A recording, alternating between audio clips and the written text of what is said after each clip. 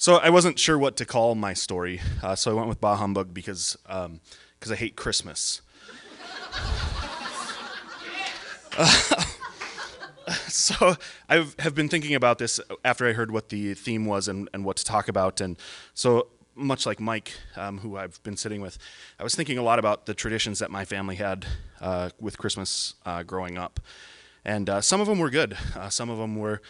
My birthday is actually December 10th, so the rule in my house was we don't do anything Christmas related until after my birthday, which was nice for me because everybody else doesn't give a shit, and so they just move on with Christmas and don't care about me. So it was nice that my family did.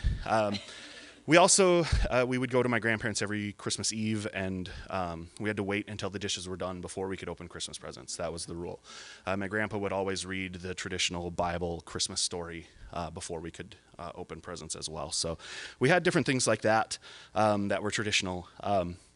The probably biggest tradition that happened in my household, though, and that probably had the biggest impact on how I feel about Christmas, was my parents would fight a lot. We didn't have a lot of money when I was growing up, and so Christmas time was stressful. It was awful, in fact, most of the time. And they worked really, really hard to take care of us and make sure that we were well-fed and up to date with our clothes and toys and things like that, so that we weren't the loser kids at school, which, again, I really, really appreciated. But to have my very vocal, violent, I shouldn't say violent, that's the wrong word, angry father standing over us as a family, pointing his finger at us and screaming and stomping and running out of the house, upset, really had a negative impact on how I felt about Christmas. So growing up, I guess I didn't even realize I hated Christmas until I was about 13 years old, and that was after my dad had left us, and we started getting the Operation Christmas Child presents for our family. And I'm not going to say anything negative about those. Those are fantastic programs, but when you're the recipients of them, it changes your perspective a little bit. So again, I just didn't have a great feeling about Christmas. I would have just as soon fallen asleep after Thanksgiving and not woke up until New Year's. So December hasn't really been my favorite month.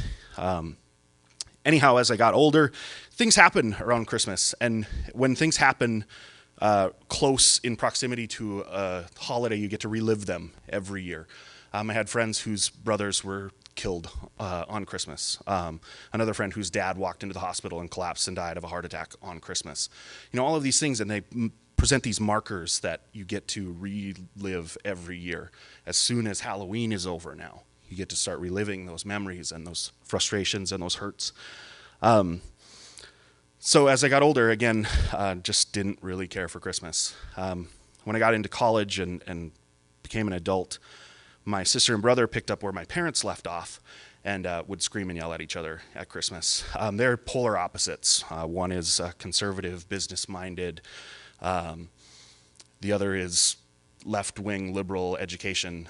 And they would just pick on each other until they would scream. And there were multiple years where I would leave. I'd be the first one to go back. And I would have to sit them down and say, "Don't fuck this up. This is so important to Mom that we're here. She cares nothing more than just that we're here and that we're happy and that we're together. Don't fuck it up. If I have to come back here, there will be hell to pay." So, I mean, I still hate Christmas, honestly. It's just not my favorite season of the year, but things started to change for me in March of 2007 when my son was born. Christmas doesn't really resonate with kids, I don't think, until they reach a certain age. Christmas of 2011, my son was 4 years old, and because I don't care for Christmas, I don't have Christmas presents, I don't have Christmas decorations, and it turned out that my weekend to have my son fell on Christmas. The 24th was the Saturday, and the 25th was Sunday, and so he was going to be at my house for that holiday, whether I wanted it or not, and so we had to celebrate Christmas, and I didn't have a tree, I didn't have lights, I didn't have any of those things. So I had to figure out a way, because it's important to him, and I don't want him to feel the same way about Christmas that I do. So I came up with this idea, and we pulled out this big sheet of like particle board that was nice and flat. I think it was the back of a wardrobe from IKEA that I never put on. And I went and I bought some green paint and painted the outline of a tree on this particle board. And when my son arrived, we put on old dirty clothes and we painted a Christmas tree together. And we just bought a single string of lights, and we used hooks and we strung the lights up, and we got these little foam ornaments and we stuck those on there with tape. Last year, my whole family came here for Christmas, and again, I had to lay down ground rules and say, don't fuck this up.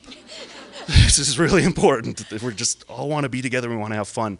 We want this to be special, and because my son was here again for Christmas, and it's important to me again that he enjoys it. And so for the first time in my own home, we had an artificial Christmas tree, about a 5-foot high one, and I bought more lights and more ornaments and things like that. And this year, I won't have my son on Christmas, which is fine. I'm totally okay with that. But this coming weekend, when I do have him, it will be the weekend most close to Christmas that I will have him.